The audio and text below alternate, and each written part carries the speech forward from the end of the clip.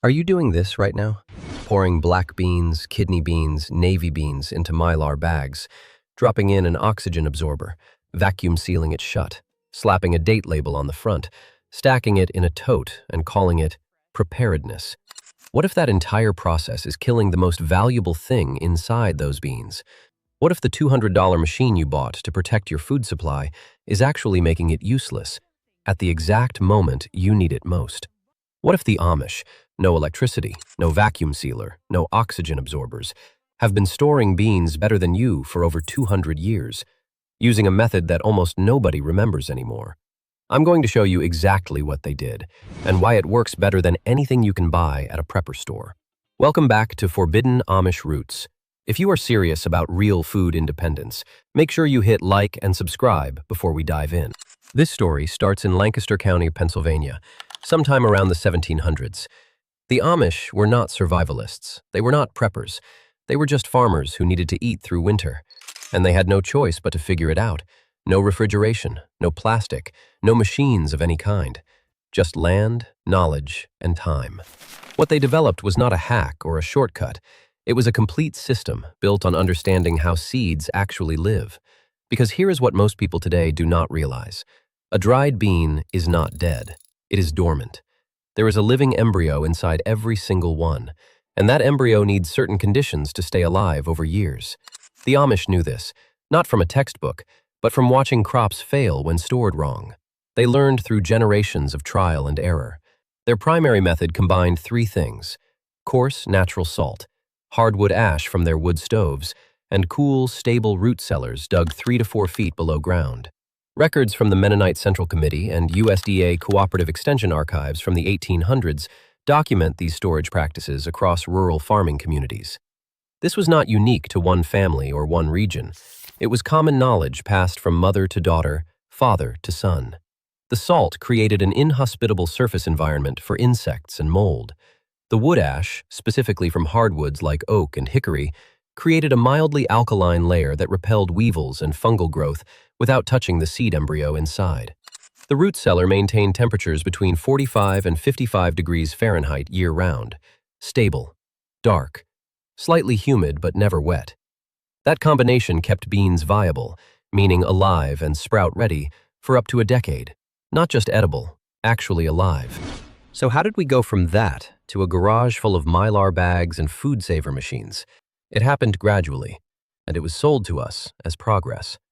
In the 1940s and 50s, commercial food storage technology began entering American households. By the 1980s, vacuum sealing became the gold standard for home food preservation. The marketing was clean and confident, science-based, airtight, proven to last 25 years. And people believed it because it looked modern and the old ways looked primitive. But here is what the vacuum seal industry never put in their brochures: a completely oxygen-free environment, which is exactly what a vacuum seal creates, slowly degrades the living embryo inside a seed bean. The enzyme systems inside the embryo require trace gas exchange to remain functional.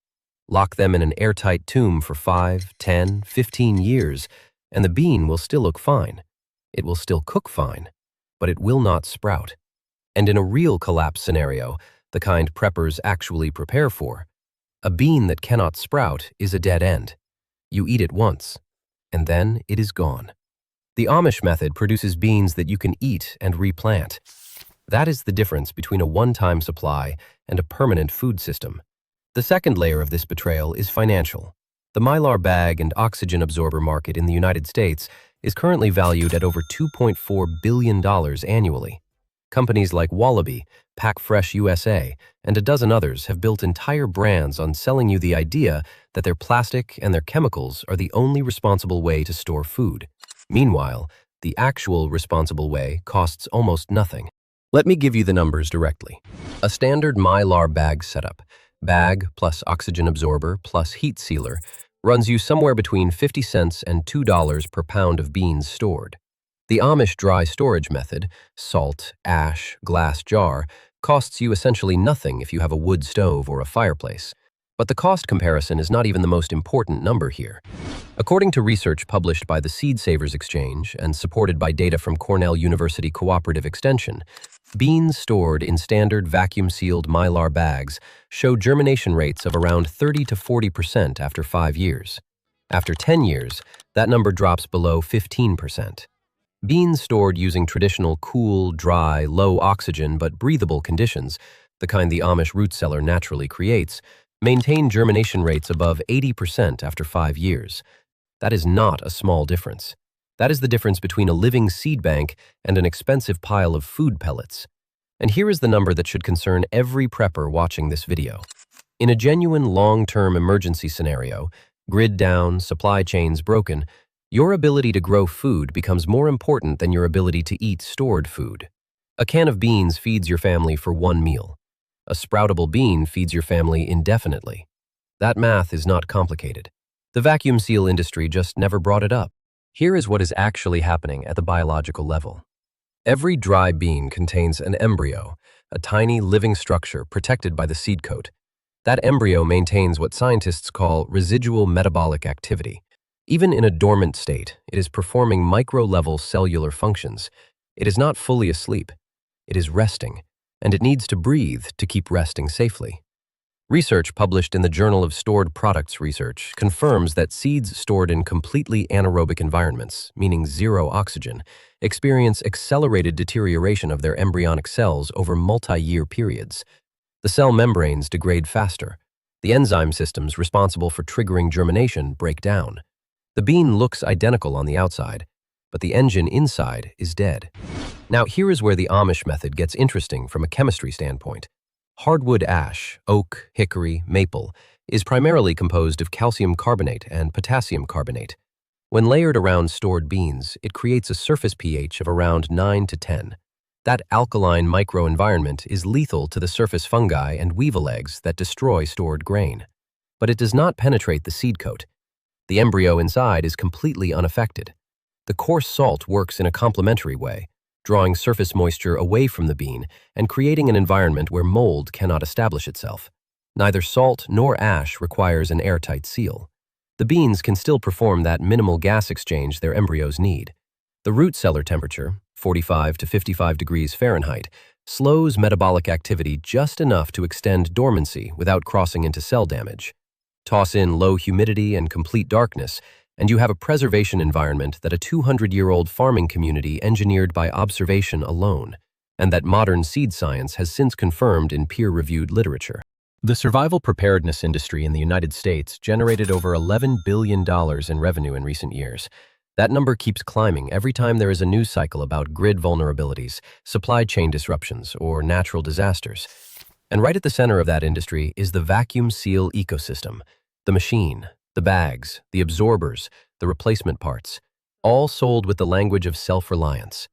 Here is the irony. A person who stores all their beans in mylar bags with oxygen absorbers and whose beans lose viability over 10 years is not self-reliant. They are dependent on the next resupply. They are dependent on the store still being open when they run out. They are dependent on the supply chain they thought they were preparing against. The Amish, who buy nothing, machine nothing, and seal nothing, are the ones who are actually independent, because their beans can grow next year's beans, and the year after that. The industry did not create food security. They created the appearance of food security, and they charged you $200 for the machine to maintain it. Here is exactly how to do this yourself. You do not need anything exotic. Everything I am about to describe was done routinely by American farm families for over a century. What you need: dry organic beans.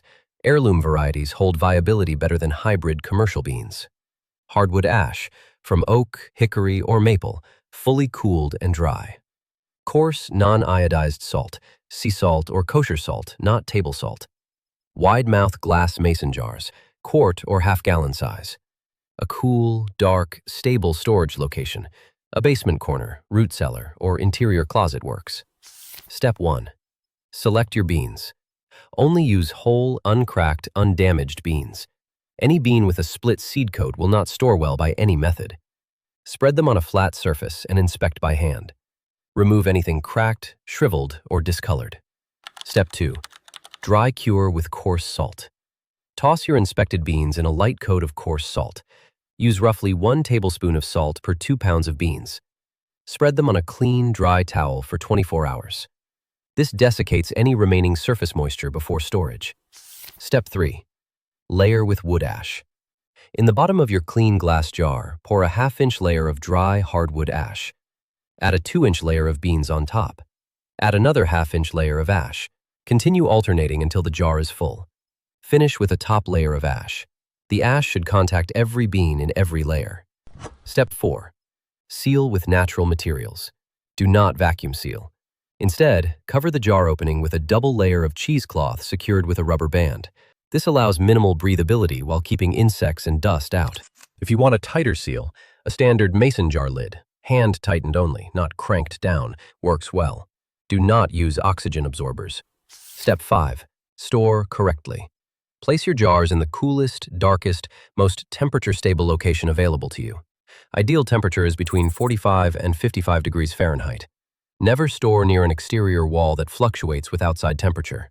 A basement corner or underground root cellar is ideal. Check your jars once every 6 months. Look for any sign of moisture condensation inside the glass. If you see it, open the jar, re-dry the beans, and refresh the ash layer. How to test viability before you rely on them. Take 10 beans from your jar. Wrap them in a damp paper towel. Place in a warm spot for 48 to 72 hours. Count how many sprout. 7 or more out of 10 means your storage is working. Fewer than 5 means you need to reassess your conditions. Real preparedness is not a product. It is not a machine you plug in or a bag you heat seal. It is knowledge, the kind that works when the power is out and the store shelves are empty. The Amish did not prep. They just never forgot how to live. You do not need to buy anything to start doing this today. Get a jar. Get some ash from your next fire. Get some coarse salt. And start storing food the way it was stored before anyone tried to sell you a better way. If this video gave you something real, hit like and share it with someone who needs it. Subscribe to Forbidden Amish Roots if you want more of this. We will see you in the next one.